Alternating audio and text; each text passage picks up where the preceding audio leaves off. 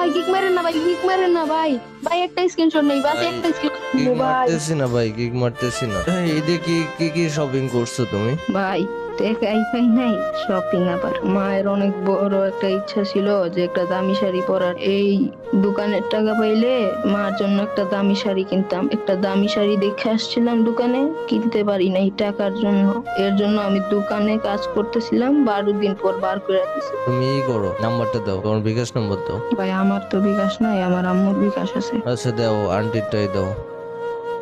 আচ্ছা পাইছি ভাই। আচ্ছা ভাই, একটা মিনিট গ্রুপে থাকো। ওকে, কিন্তু আমি 6082 টাকা সেন্ড করে দিছি ভাই, একটু চেক দাও তো টাকা গেছে নাকি। ও আচ্ছা, আমি আমার আম্মুর ফোনে দেখে আসতেছি ভাই, দাঁড়ান ভাই।